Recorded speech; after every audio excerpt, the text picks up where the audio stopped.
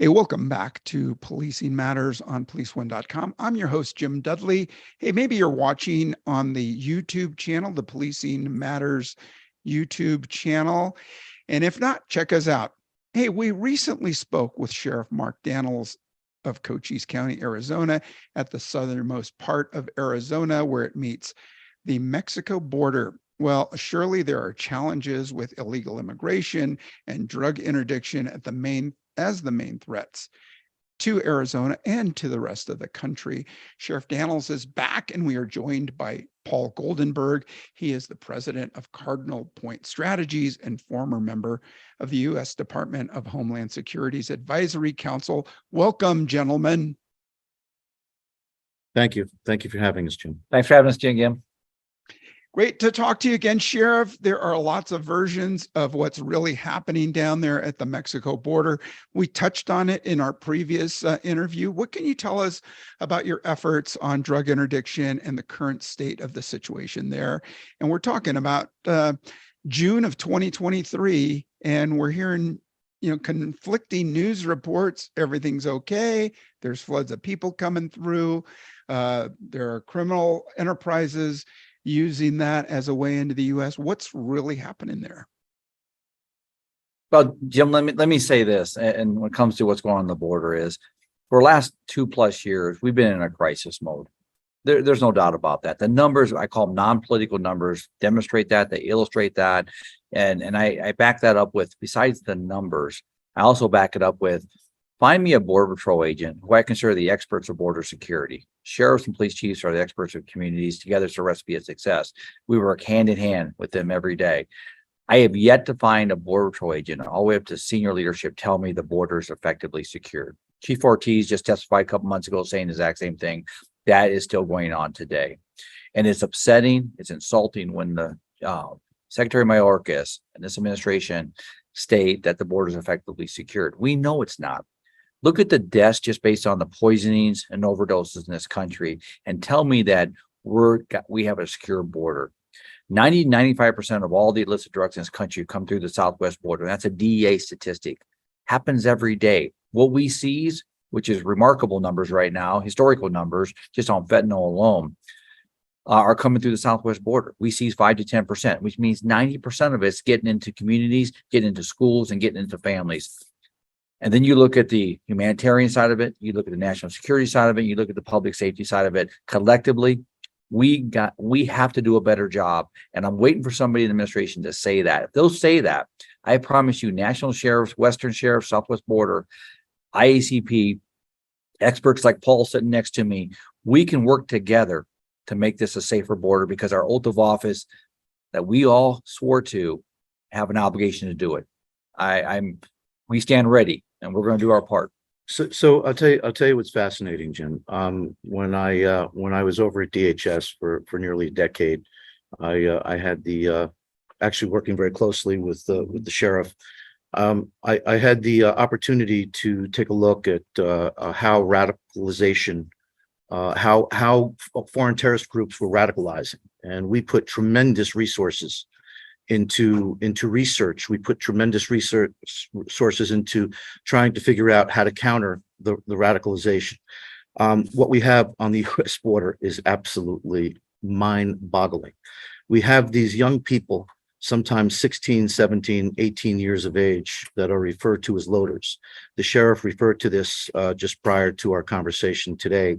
These are young people that are being literally radicalized online through social media. I can ring off a half a dozen of the social media sites that they hit. The same exact sophisticated tactics that were used by ISIS, where we saw literally almost overnight an army created by very sophisticated individuals that were leveraging social media to recruit young people to come from all parts of the world to join an army that they knew very little about. We see the same exact tactics being used by the cartels. The same tactics being used by the cartels. They're recruiting these young people. They're telling them, go take mom and dad's car, because if you take mom and dad's car, maybe it won't be picked up the state police on the way down to the border. And these tactics are absolutely remarkable. So we now have American young people that are being radicalized in many senses of the word, and find themselves now partaking in very, very serious criminal action that not only could potentially lead to their death, the deaths of deputies and or police officers working on the border. They're now directly involved in human trafficking and just the toll of human trafficking. And how many of our chiefs around the United States actually know of this? Because these loaders are being recruited in places as far away as Maine or Washington State or the state of New Jersey. So, the message to the rest of our law enforcement brothers and sisters out there is think locally, think globally, but act locally. Every time I come down on the border to meet with Mark, right now we're down here on a project called Red Ball, which is to explore how to use different processes to test the vulnerabilities of the system. We are amazed at what we see. The de facto protection of the United States is in the hands of men and women down here on the southern border who during the day are pretty much doing what they need to do as deputies, responding to domestic violence, responding to shoplifting, responding to quality of life crimes. And then instantaneously, they're putting on different uniforms in some cases and are literally, we see them as the de facto protectors of the U.S. border with very little resources. And we refer back to the CBP. The CBP, remarkable men and women. These men and women are doing a tremendous job. They are acting as humanitarians. They are acting as protectors. I cannot tell you the respect and the regard I have for these people, these folks. Unfortunately, many of them are breaking down. And that in itself is a serious issue. Yeah, Sheriff, in terms of the immigration issues, the U.S. Border Patrol or CBP, as you've both been referring to them, they've described as being overwhelmed as well. There was a recent change in leadership there.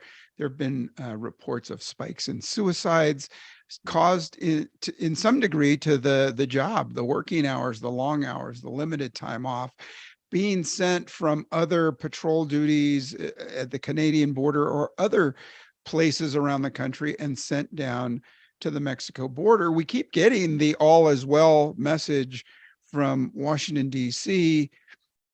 This has to have huge impact on the personnel there.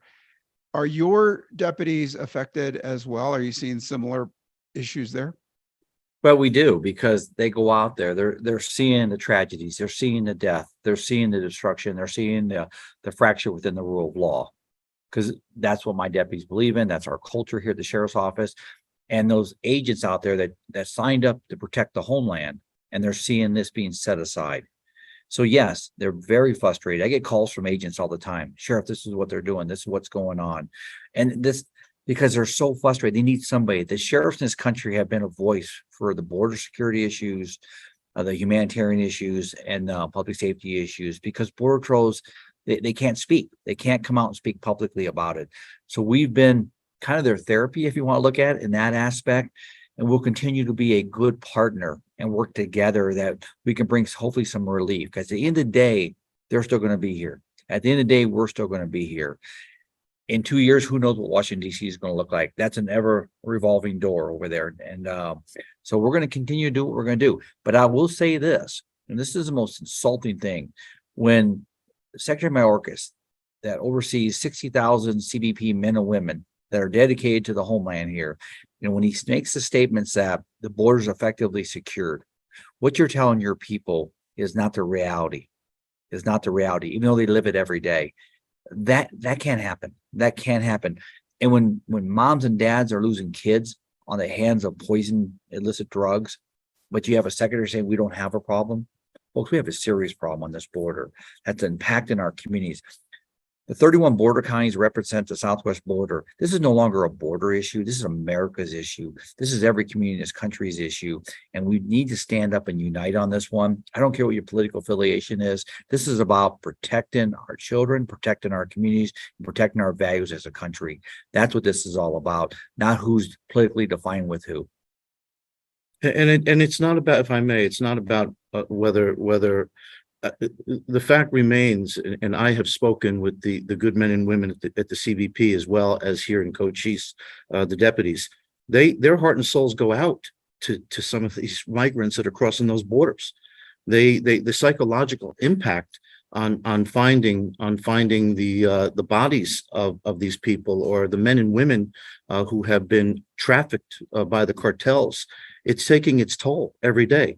But what I think is important to note is it's also about Sheriff Kieran Donahue, who is up in Canyon County, Idaho, who just recently made several statements about the impact of the border on his community, vis-a-vis through the human trafficking numbers increase, fentanyl increase, the deaths, the impact on the healthcare system. And we're talking about 1,954 miles away from the border.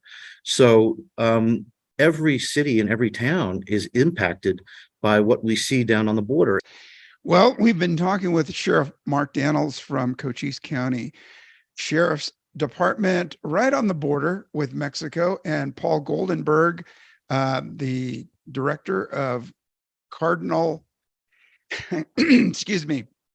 Cardinal Point Strategies and former member of the U.S. Department of Homeland Security's Advisory Council. Great information, gentlemen. Hope to see some changes and improvements and a multidisciplinary effort to control the border and some national security issues. Thanks both for being on the show. Thank you, Jim. Thank you, Jim. I just do want to note too that I'm currently with the Miller Center on Policing out of Rutgers University. If I could give a plug there too. Thank you. Great, you bet. All right.